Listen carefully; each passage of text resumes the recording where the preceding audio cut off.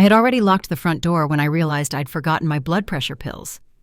The taxi was idling at the curb, the driver checking his watch, but I rushed back in, kicking off my shoes and heading for the upstairs bathroom. My suitcase waited near the door like a loyal dog, zipped and eager. I wasn't. As I reached the stairs, I heard my son's voice. Braden was in the living room. I stopped mid-step, heart stuttering, and leaned toward the open hallway. "Don't worry," he said, low but clear. "It's a one-way ticket. She'll be gone before the third night." There was a pause, a murmur I recognized as Mara's voice, too far for words but close enough for confirmation. He laughed, light, casual. "Nobody's going to ask questions. She's old. It'll look like an accident. Once she's overboard, it's done." I didn't drop the bottle of pills clutched in my hand. I didn't scream. I didn't burst into the room demanding answers.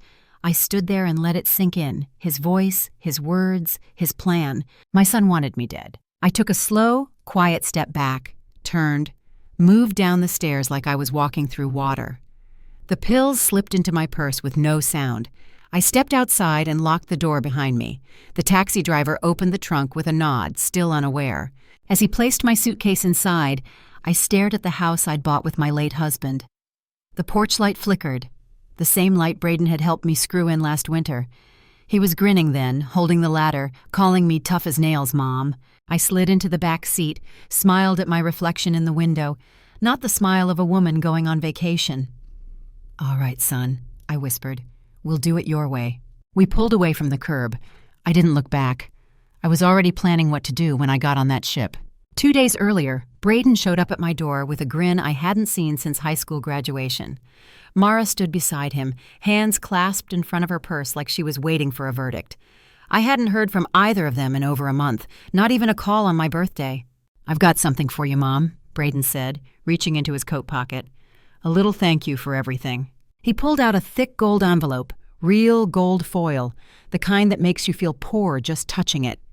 Inside were first-class cruise tickets. Charleston to the Caribbean, 7 nights, private balcony, spa access. "You've worked so hard your whole life," he said, resting a hand on my shoulder. "You deserve a real rest. Just relax. Let the ocean take care of you." I looked over at Mara. She smiled, but not with her eyes. Her gaze drifted toward the bookshelf, the clock, anywhere but at me. There was a twitch in her jaw she tried to hide. "It's all booked," she said. "I handled the details. You just need to pack and show up." The last time Mara planned anything for me, it was a Christmas dinner where they forgot to buy me a return flight. I spent 3 days sleeping on their pull-out couch while they went to wine tastings. Still, I nodded, smiled, thanked them both. Braden pulled me into a hug that lingered just a second too long, as if he was checking a box off his list. "You'll be boarding Wednesday morning," he said, stepping back. "Car's coming to take you to the port in Charleston." As they left, I stood by the door still holding the envelope. It shimmered in the hallway light. It looked like a gift, but something about Mara's silence had settled deep in my bones. I didn't trust gold wrapping when the room smelled of smoke. I packed carefully the night before, laying out what I was supposed to take. Sundresses, sandals, a floppy hat, and then I added what I wasn't supposed to need: a notebook, a small pen, and a voice recorder no bigger than a lipstick tube. I tucked it into the lining of my overnight bag where no one would feel it unless they were looking. By dawn, the car they'd arranged pulled into my driveway. I let the driver load my bag while I double-checked that the pills were in my purse. Not that I was worried about my blood pressure anymore. It was staying up just fine on its own. Charleston was beautiful, warm, even in the early morning. The sky was clean, the port busy with families laughing and snapping pictures. Then I saw the ship. It rose like a hotel turned on its side, white and gleaming, dozens of balconies stacked above each other like little traps with ocean views. It was beautiful, it was massive, it made my stomach turn. I smiled for the crew, handed over my ID, and joked about needing a vacation. The woman checking me in said I had a lucky cabin, 8th floor, starboard side, full balcony. "Your son must really love you," she added with a wink. I just smiled. Inside, I kept track of every hallway, every emergency exit, every blind corner where someone could wait without being seen. I made note of the cameras too, where they turned, where they didn't, where you might fall without being caught on tape. When I reached my cabin, I paused before unlocking the door. My fingers hovered for a second, then turned the key. It opened with a soft click. This was it. I rolled my suitcase in, slowly closed the door behind me, and started searching the room the way I'd learned to search people. Dinner was served in the main dining room just after 6. I sat at a table for 2 by the window, staring at the slow churn of water, pushing food around my plate like I was performing a ritual. I wasn't hungry, not for anything they could offer. "Mind if I join you?" I looked up and saw a woman about my age, silver hair swept back neatly, a coral blouse pressed crisp, and eyes that told me she didn't miss much. "Of course," I said, gesturing to the empty seat. "I'm Ruth Delgado," she said as she sat down, her voice calm but clear. "Traveling alone?" I nodded. "My son arranged the trip, said I needed rest." She raised an eyebrow at that, but didn't comment. Instead, she took a sip of her water and said, "I always find it strange when someone sends you somewhere to relax, but you end up watching your back the whole time." I glanced at her then. "Carefully, I'm just not used to this much stillness," I said. She smiled, but it wasn't idle. "You're too alert for stillness." The words sat between us undisturbed. I gave her vague answers after that, told her I'd raised one child, that I worked most of my life in state records, that I wasn't much for cruises but thought I'd try one.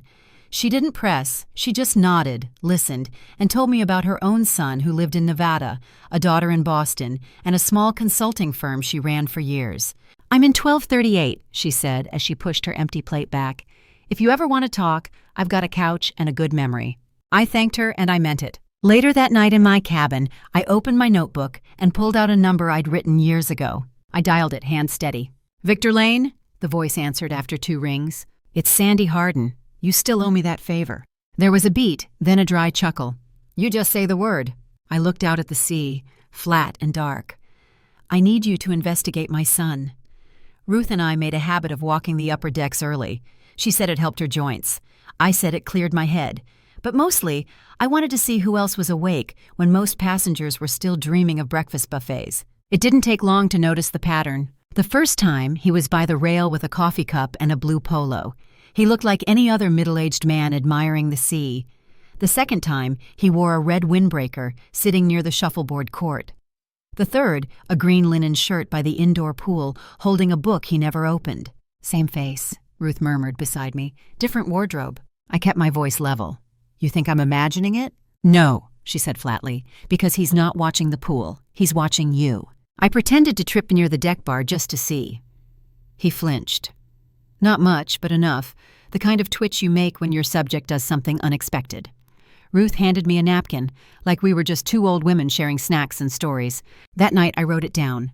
Blue shirt, deck 9, 8:12 a.m. Red jacket near spa, 2:30 p.m., green linen, poolside. Didn't swim, didn't read, same shoes every time. The next morning I tested him. Walked alone to the buffet, waited in line for juice, then left my tray and wandered off, staggering just slightly as if I'd stood too fast. 10 minutes later, I ducked behind a shop window reflection. There he was, same shoes, now in a white shirt, pretending to glance at brochures he held upside down. I didn't panic. I walked right past him and gave a tiny nod like I hadn't noticed a thing, but my pulse thudded in my ears. Back in Ruth's cabin, I didn't need to explain. She handed me tea and said, "He's not freelance. Someone hired him." I looked down at my phone. I had one more call to make. That night, I packed quietly. Just a few essentials. My passport, medication, and the small recorder. I left the rest where it was, the bed still made, the lights off. If anyone came looking, I wanted them to believe I'd gone to dinner or stepped out for air. I locked the door behind me and didn't look back. Ruth was waiting in her suite on deck 12, door cracked open.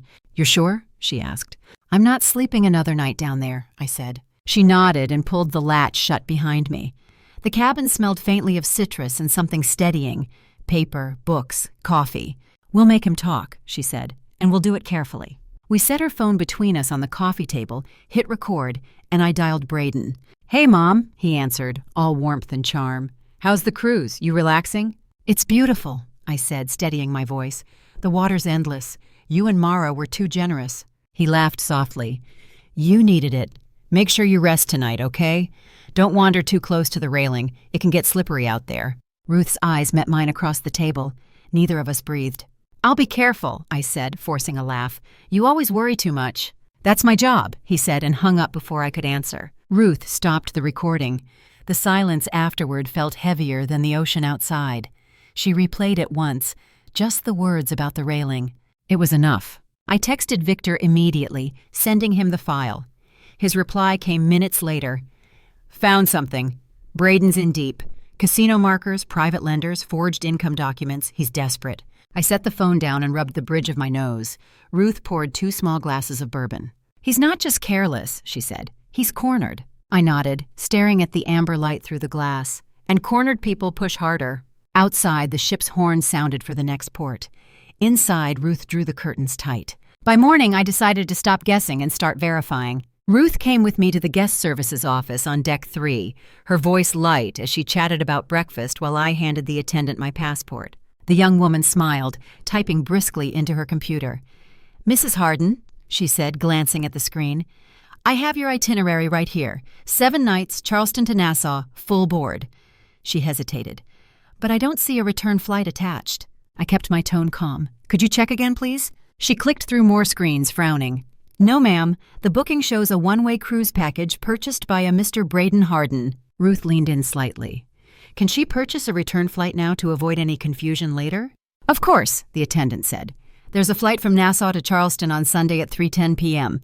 Would you like that one?" "Yes," I said before she'd finished the sentence. I handed her my card and signed the receipt. When she gave me the printed confirmation, I folded it neatly and slipped it into my notebook. "Now we have intent," Ruth whispered as we walked away. "Documented." Back in her cabin, I took a photo of the receipt and texted it to Victor. "Check for forged documents using my name. Someone might have copied my signature." He replied 5 minutes later. "Already looking. Keep your phone close." Ruth brewed coffee strong enough to sting. "You realize," she said, "he thought you'd never make it home." I stared at the window. The sea outside looked endless, bright, indifferent. "He planned it too clean," I said. "He wanted no loose ends." My phone buzzed again. A new message. "Braden, hope you're enjoying the view from the balcony." The words sat on the screen like ice. Ruth read over my shoulder, her face tightening. "He's not waiting," she said quietly. "He's watching." I locked the phone, set it face down on the table, and started making a list of everything I still needed to prove. The captain's gala was all glitter and distraction. I wore the green dress Mara gave me last Christmas.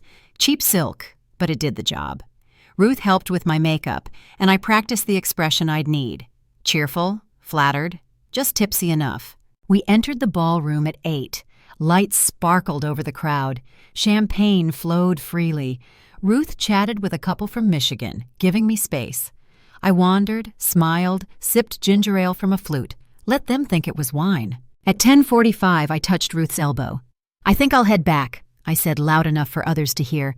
"This old lady needs her rest." She nodded solemnly. "Sleep well, Sandy."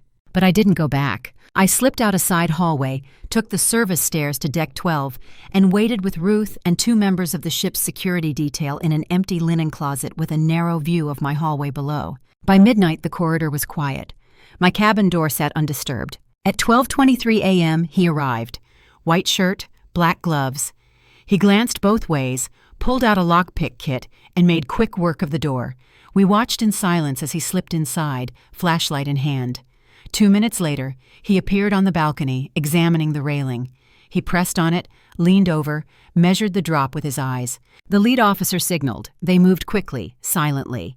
3 men in plain clothes stormed the cabin. He never saw them coming. By the time they brought him out, the man was handcuffed, shouting something about a misunderstanding. Security pulled a burner phone from his pocket. Ruth read the screen aloud. "Midnight. Push her clean. No mess." I didn't move. I just stared at the phone, recognizing Braden's number by heart. There it was, my son's voice in another man's pocket. I followed them down the hall without a word, into the captain's office, where the truth would be recorded and sealed. Victor met me at the airport with 2 coffees and a folder thick with rage. I didn't ask what was inside. I knew. We drove straight to the district attorney's office. The prosecutor, Daria Hill, was younger than I expected, but sharper than steel. She listened without flinching as Victor laid it out. Forged documents using my signature, $200,000 in gambling debt, falsified home equity transfers filed behind my back. "We also have the cruise texts," Victor said, sliding the burner phone into a bag marked evidence. Daria looked at me. We'll file for immediate charges: attempted murder, fraud, conspiracy. He doesn't know it yet, but it's over. I nodded. The air in that office felt like justice and disinfectant. That night, I sat alone in my kitchen with the same rotary phone I'd had since Braden was in middle school. I dialed slowly, each number heavier than the last. "Hey, Mom," he answered, cheerful, like nothing had ever cracked between us. "Back already? How was the trip?" I didn't answer. "Mom? You forged my name on the house," I said, my voice even. "Used me as collateral to cover your debt. Signed my initials on 2 refinance packages and a home equity line I never saw." Silence. "You told a man to push me clean over a balcony. You texted him from your phone, Braden." "Mom, what? What are you talking about?" I kept going. "You filed false insurance documents with my policy number. You tried to sell my car while I was gone. You told Mara it would all be clean by Monday." His voice dropped. "I don't know what you think you heard." "I heard everything." Still he tried. "You're confused. I would never—" "You used my name like it was yours," I said. "Now it will bury you." I hung up before he could reply. Victor was already waiting in the driveway. Daria had the warrants in hand. It was time to watch the door open for someone else. Braden was sentenced to 18 years. Mara got 7. I sat in the courtroom as they led them away. Neither of them looked back, not even once. A month later, I sold the house. Too many memories pressed into the walls. Too many birthdays turned cold. I found a place in Asheville, small and bright, on the 2nd floor of an old brick building. The windows faced the park, and more importantly, the room had no balcony. I unpacked slowly. The only picture I brought was of me and Ruth laughing on the last day of the cruise. We talk every Sunday. She sends postcards from places I've never been, always signed to the fiercest woman I've ever met. I started volunteering at a women's center that helps victims of elder abuse. I didn't go in to tell my story, but someone asked one day. "I was pushed," I said. Not off a ship, but close. It was his voice, his lies, his plans. He tried to make me disappear quietly.